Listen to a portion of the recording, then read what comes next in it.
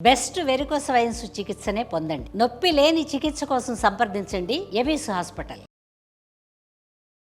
నమస్తే అమ్మా. నమస్తే అమ్మా.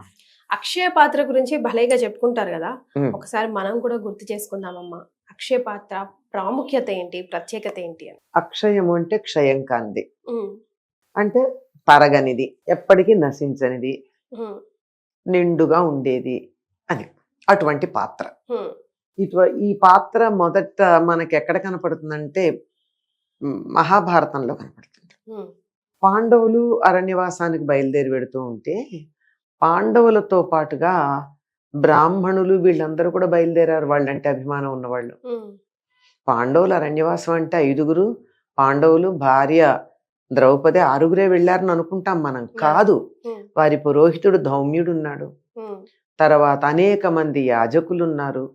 యాజకులంటే వీళ్ళు ఏ కారణంగా అన్నా ఒక పూట నిత్యాగ్నిహోత్రం చేయలేకపోతే పక్క నుండి వాళ్ళ బదులు చేసేవాళ్ళు.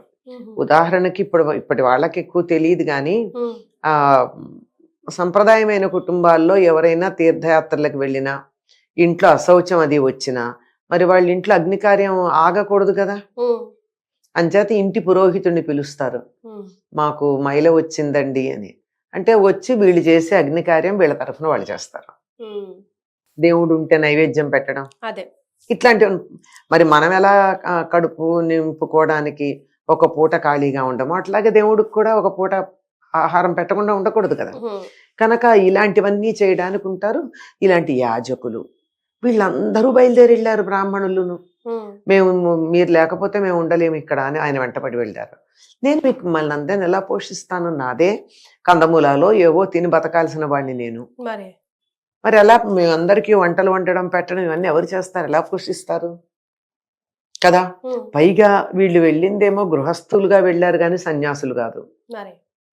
ఉమ్, మరి అట్లా వెళ్ళినప్పుడు గృహస్థ ధర్మంలో ఇంటికి ఎవరైనా వస్తే అతిథి మర్యాదలు చెయ్యాలి, ఎట్లా ఉమ్, అని అనుకుంటే అప్పుడు సూర్యుడి నుండి అక్షయ పాత్ర, సూర్యశక్తితో అక్షయ పాత్ర ఒకటి వీళ్ళకి ప్రసాదించబడింది కృష్ణుడి యొక్క అనుగ్రహం వల్ల. కృష్ణుడు అనుగ్రహంతో. ఉమ్, ఈ అక్షయ పాత్ర అంటే అందులో ఏది పడితే అది వస్తుందని కాదు. మరేమ్మా.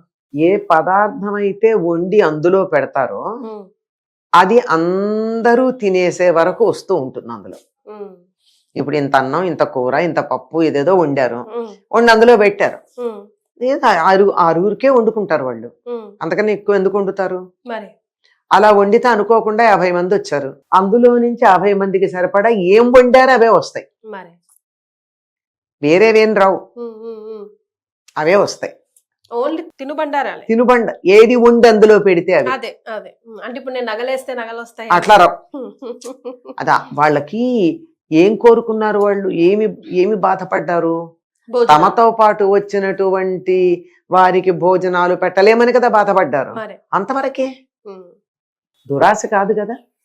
అట్లా వచ్చేది ఆఖరికి చిట్ట చివరిగా ఈ వంట చేసినటువంటి ఆవిడెవరు, ద్రౌపది తింటే ఇంక అయిపోయింది అని ఆ పాత్ర కడిగేస్తే ఇంక అందులోంచి రాదా రోజుకి. సో వండిన వాళ్ళు ఆఖరణ తినాలి అంటే వండిన వాళ్ళని కదా, ఎవరైతే వాళ్ళు ఆఖరణ తినేసి పాత్ర కడిగేస్తే ఇంకెవరు లేరు అన్నాక. ఇవన్నీ మాటలు చెప్పి లెక్కలు పెట్టి యంత్రాలు మీటలు నొక్కి చెయ్యక్కర్లేదు కదా, మనసులో సంకల్పాన్ని బట్టే కదా ఉంటాయి. ఇంకా నేనే మిగిలాను అని ఎవరైతే ఆఖరణ తినేస్తారో వడ్డం చేసిన తర్వాత ఏం ఉండదు. ఇది అక్షయ పాత్ర. వీళ్ళు ఇలా అరణ్యవాసంలో కష్టపడుతున్నారు అని సంతోషిస్తున్న దుర్యోధనుడు అసలు వాళ్ళు ఎట్లా కష్టపడుతున్నారు అని అక్కడి నుంచి వచ్చినటువంటి కొంతమంది ద్వారా కనుక్కుంటే వాళ్ళంతా బాగానే ఉన్నట్టు తెలిసింది. ఎలా ఇంతమందికి అతిథి మర్యాదలు ఎట్లా చేస్తున్నాడు, ఇవన్నీ సందేహమే కదా. అందుకని దుర్వాస మహర్షి ఒకసారి తమ రాజ్యానికి వస్తే ఆయనకి చాలా మర్యాదలు చేసి చాలా తృప్తి పడితే, ఆయన చాలా కష్టం, కోపిష్టి కదా, చాలా తృప్తి పడ్డాడు. ఆయన తృప్తిపడి ఆయనకి కోపం రాకుండా చాలా చేసిన తర్వాత ఏం కావాలంటే, మేమే రకంగా మిమ్మల్ని మర్యాద చేసి తృప్తి పొందామో అట్లాగే మా వాళ్ళు ఉన్నారు కదా ఆ అరణ్యంలో, వాళ్ళ ఆతిథ్యం కూడా స్వీకరించి వాళ్ళని కూడా ఆశీర్వదించండి అని. పుల్లలు పెట్టడానికి ఈయన అది ఆ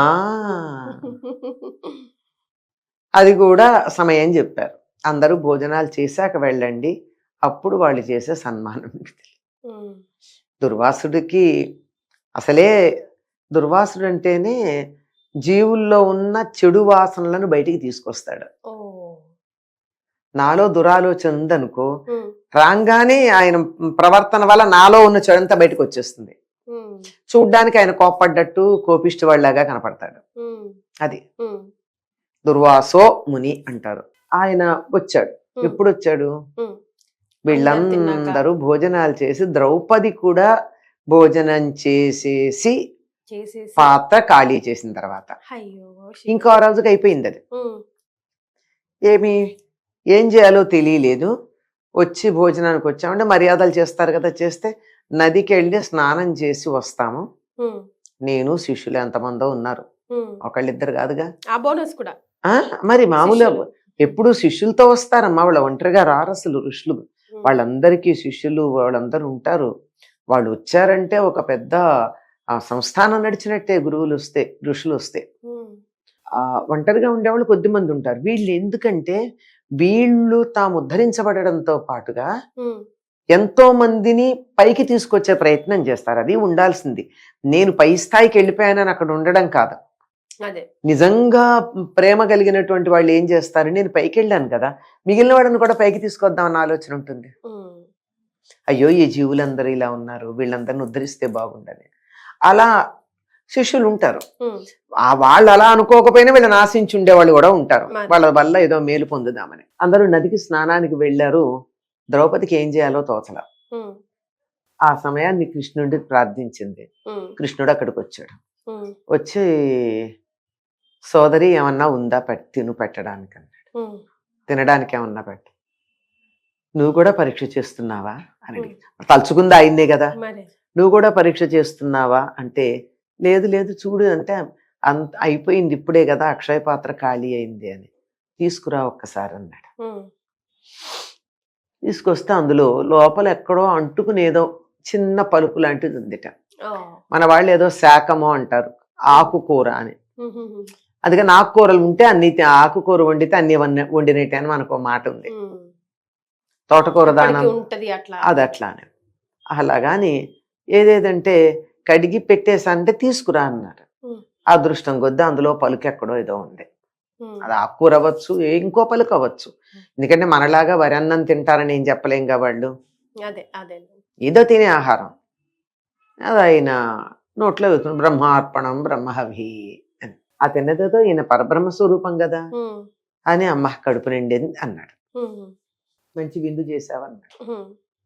ఈయన ఎప్పుడైతే ఈ మాట అన్నాడో అక్కడ స్నానానికి వెళ్ళి కొంచెం మధ్యాహ్న సంధ్య కూడా చేసుకుంటారు కదా. ఋషులు 3 సార్లు స్నానం చేయాలి. సూర్యోదయం అప్పుడు, తర్వాత మధ్యాహ్నం అంటే అపరాహ్న సమయంలో, మళ్ళీ సాయంత్రం. సాయంత్రం సూర్యాస్తమయం కాకుండా చేయాలి. సూర్యాస్తమయం తర్వాత స్నానం చేయకూడదని చెప్తారు. అయితే వీళ్ళు మధ్యాహ్నం అపరాహ్నం తర్వాతే వచ్చారు. అప్పుడు మరి స్నానం చేసి ఆ మధ్యాహ్న సంధ్య తీర్చుకుని రావాలి. స్నానం చేస్తూ పూర్తి అయ్యిందో లేదో వాళ్ళందరికీ కడుపు నిండిపోయి తేనుపులు వచ్చి కూర్చోలేనంత భుక్తాయాసంతో అవస్థపడుతున్నారు. ఏం తినకుండానే వేసుకున్న దానివల్ల. మరి ఇప్పుడు వచ్చారనుకో, వచ్చి అక్కడ కూర్చుంటే మీకోసం ఇన్ని పదార్థాలు ఉండాలని తినండి అంటే కనీసం అవపోసన బట్టి నీళ్లు తాగడానికి కూడా లోపల ఖాళీ లేదు. ఆహుతులు ఇద్దామంటే ఓం ప్రాణాయ స్వాహ అని చెప్పి లోపలికి ఏదన్నా వేసుకుందామంటే కూడా ఖాళీ లేవు. ఏం చేస్తారు, మాట్లాడకుండా అక్కడి నుంచి నదీ తీరం నుంచి అటే వెళ్ళిపోయారు. ఇదమ్మా అక్షయ పాత్ర చరిత్ర. చాలా సార్లు కూడా ఉపయోగపడిందంట కదమ్మా ఇదేనమ్మా చరిత్రలో. ఇదే అక్షయ పాత్ర చరిత్ర. ఇంతే. సరిగ్గా వీళ్ళు పాండవులు అరణ్యవాసానికి వెళ్ళినప్పుడు వాళ్ళకి ఇవ్వబడింది. ఆ తర్వాత అది ఏమైందో దాని గురించి ఎక్కడి నుంచి వచ్చిందో అక్కడికి వెళ్ళిపోయింది అంతే. దాని ప్రయోజనం ఏమిటో అంతవరకే. ఇప్పుడు ప్రతిదాన్ని కూడానమ్మా ఎవరైతే సద్వినియోగం చేసుకుంటారో వాళ్ళకు వస్తాయి. కానీ దొరికింది కదా అని దుర్వినియోగం చేసుకుంటూ అక్షయ పాత్ర బాగానే ఉంది, రోజు ఇంత ఉండి అందులో పడేసి వచ్చిన వాళ్ళకి వేలాది మందికి యజ్ఞంలో యాగాల్లో అన్ని మేము పెట్టేస్తాం అనే వాళ్ళకి దొరుకుతుంది. అది అలా దుర్వినియోగం చేసుకునే వాళ్ళకి రాదు. ఏదైనా అంతే. ఏదైనా అంతే. లైఫ్ లో. ఏ ప్రయోజనం కోసం ఇవ్వబడిందో ఆ ప్రయోజనానికే దాన్ని వాడాలి. ఎస్. అంతకన్నా ఎక్కువ వాడిన మిస్యూజ్ చేసినా అబ్యూస్ చేసినా మళ్ళీ మరొక్క విలువైనది వారికి లభ్యం కాదు. ఎస్. అదే అది అవకాశం. తెలుసుకోవాలి. చాలా ఇదమ్మా అక్షయ పాత్ర కథ. చాలా సంతోషం అమ్మా. నమస్తే ధన్యవాదాలు. అమ్మా.